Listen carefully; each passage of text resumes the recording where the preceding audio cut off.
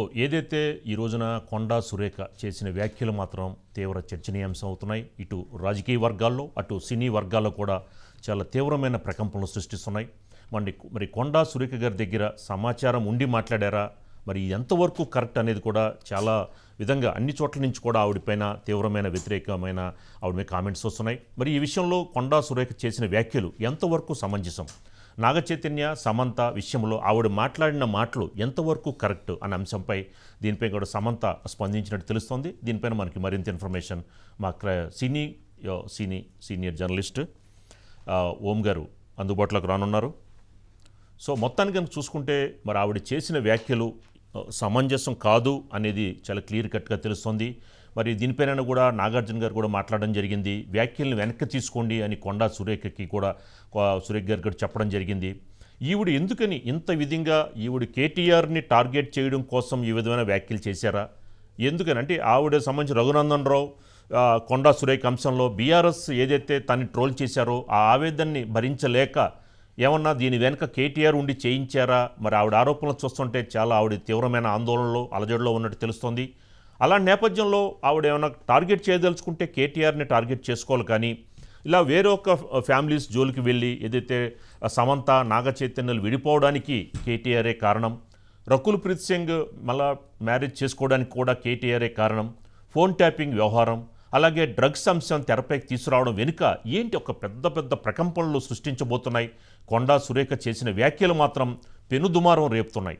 తెలంగాణ రాజకీయాల్లో అంటే diversion politics అనుకోవాలా, కానీ డైవర్షన్ పాలిటిక్స్లో భాగంగా ఆవిడ వేరే విధంగా మాట్లాడవచ్చు, కేటీఆర్ని బేస్ చేసుకొని మాట్లాడవచ్చు. కానీ ఇది చూస్తుంటే డైవర్షన్ పాలిటిక్స్లో భాగంగా హైడ్రా మీద ఏదైతే ప్రజల్లో ఒక వ్యతిరేకత వస్తున్న నేపథ్యంలో ఆవిడ ఒక డైవర్షన్ పాలిటిక్స్లో భాగంగా ఏమన్నా టంగ్ స్లిప్ అయ్యి కేటీఆర్ని కార్నర్ చేయాల్సిన విషయంలో వేరే వాళ్ళ వ్యక్తిగత వివరాలని బయట వ్యక్తపరిచారా అనేది తీవ్రమైన చర్చనీయాంశం అవుతోంది.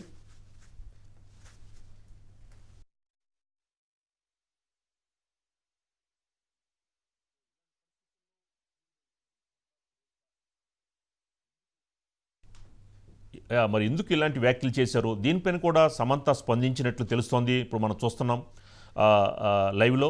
సో సమంత కూడా మాట్లాడుతూ కూడా సమంత గారు కూడా ఆవిడ చాలా ఆవేదన వ్యక్తం చేసినట్టు తెలుస్తోంది.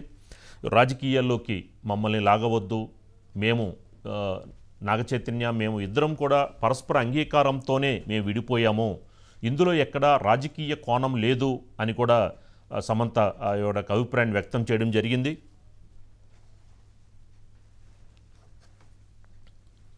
సో దీనిపైన మనకి క్లియర్ కట్గా అసలు ఏం జరిగింది, దీనిపై సమంత ఏ విషయాలపై స్పందించారనే అంశంపై మా సీనియర్ జర్నలిస్ట్ ఓం గారు మరింత ఇన్ఫర్మేషన్ ఇస్తారు. ఓం గారు, దీనిపై సమంత కూడా స్పందించినట్టు తెలుస్తోంది. ఏంటి సమంత గారు ఏ అంశాలపై మాట్లాడారు? ఓం గారు. రాజుగారు, సహజంగా సినిమా రంగంలో ఉండే వాళ్ళ పరిస్థితి ఒక పెద్ద సాగరంలో పడవ మీద వెళ్తున్నట్టు ఉంటుంది. అంటే ఏ అల వచ్చి వాళ్ళని ముంచేస్తుందో తెలియదు, ఏ అల వచ్చి ఎటువైపు విసిరేస్తుందో తెలియదు, ఏ అలతో వాళ్ళు సాయంతో వాళ్ళు పైకి లెగుస్తారో తెలియదు, ఏ అల కింద పడిపోతారో తెలియదండి. పర్టికులర్గా సినిమా రంగంలో ఉన్నటువంటి మగవాళ్ళ పరిస్థితి ఒకలా ఉంటే ఆడవాళ్ళ పరిస్థితి ఇంకా దారుణంగా ఉంటుందండి. అంటే ఈ గ్లామర్ ఫీల్డ్లో వాళ్ళు ఏవో సాధించాలని చెప్పి వచ్చిన తర్వాత రకరకాలుగా వ్యక్తుల నుంచి, అలాగే ఆ వ్యవస్థలో ఉన్నటువంటి లోపాల కారణంగా కావచ్చు, వాళ్ళు అనేక ఇబ్బందులు పడుతుంటారండి. వాటిని అన్నిటినీ తట్టుకుని నిలబడి అక్కడ పోరాటం చేస్తూ ముందుకు సాగడం అనేది చాలా కష్టము. సమంత ఆ విషయాన్ని ఇవాళ క్లియర్ కట్గా చెప్పారండి.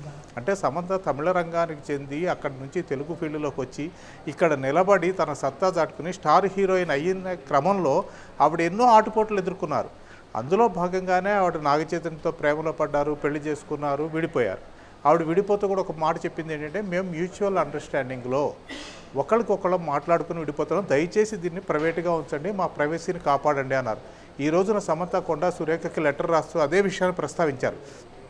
అంటే మేము ప్రైవసీని కోరుకుంటున్నాము అంటే ఇతరులు వాళ్ళు ఇష్టం వచ్చినట్టుగా దీనికి భాష్యం చెప్పడం కాదు సురేఖ గారు, మీరు మంత్రిగా ఉన్నారు, మీ మాటకి చాలా వాల్యూ ఉంటుంది, అలాంటి మీరు ఇంత కష్టపడి వచ్చి ఈ రంగంలో నిలదొక్కుని ముందుకెళ్తూ పోరాటం చేస్తున్నటువంటి మహిళల గురించి ఇలా మాట్లాడడం ఎంతవరకు సబబు అని చాలా హుందాగా, చాలా హంబుల్గా ఆవిడ కొండా సురేఖ గారికి ఆ లెటర్లో పేర్కొన్నారు. ఎందుకైతే ఇందాక నాగార్జున గురించి మనం మాట్లాడుకున్నామండి, ఆయన ఎక్కడ పరుష పదజాలం ఉపయోగించలేదు, దయచేసి మీ మాటలను వెనక్కి తీసుకోండి అన్నారు.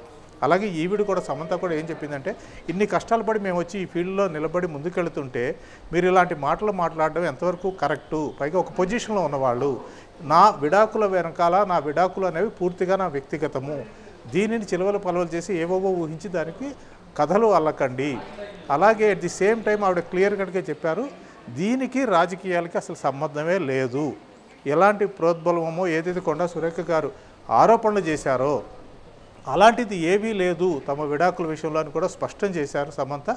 అలాగే దయచేసి మీ రాజకీయ క్రీడకి నన్ను కాస్త దూరంగా ఉంచగలరా అని నేను రిక్వెస్ట్ చేస్తున్నాను. చాలా ఆవేదనతో ఆవిడ రాశారు.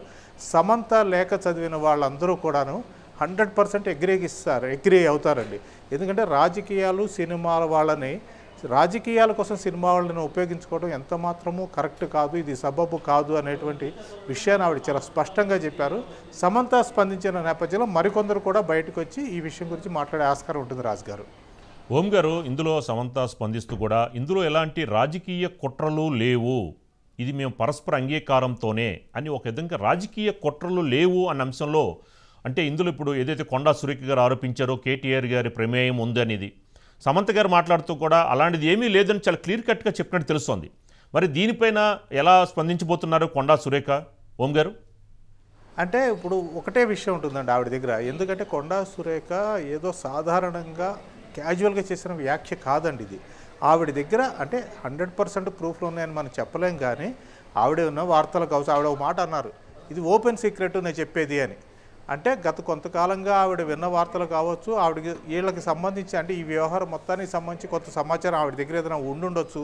ఇప్పుడు ఎప్పుడైతే సమంత బయటకు వచ్చి మాట్లాడిందో ఖచ్చితంగా కొండా సురేఖ గారు ఇప్పుడు బాల్ వెళ్ళి కొండా సురేఖ గారి కోర్టులో ఉన్నట్టండి. ఆవిడ దాన్ని డిఫెన్స్ చేసుకుంటూ ఏదో ఒక మాట మాట్లాడాలి.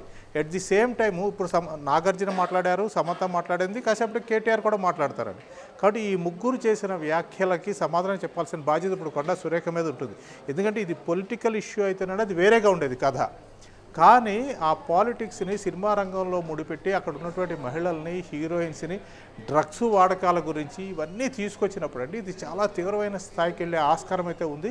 కాబట్టి కొండా సురేఖ గారు తన దగ్గర ఉన్నటువంటి ఆధారాలను ఏ మేరకు బయట పెడతారు, లేకపోతే ఈ మొత్తం వ్యవహారంలో నిన్ను నేనేమి తప్పు పట్టలేదమ్మా, నీ ఎట్లా నాకు కన్సర్న్ ఉంది, కానీ మీ మామగారు ఎవరైతే ఉన్నారో మాజీ మామగారు నాగార్జున గారు కారణంగా ఇదంతా జరిగింది అని ఇప్పుడు ఆవిడేమన్నా డిఫెన్స్ చేసుకునే ప్రయత్నం చేస్తారా ఏంటన్నది చూడాల్సి ఉంటుంది రాజుగారు.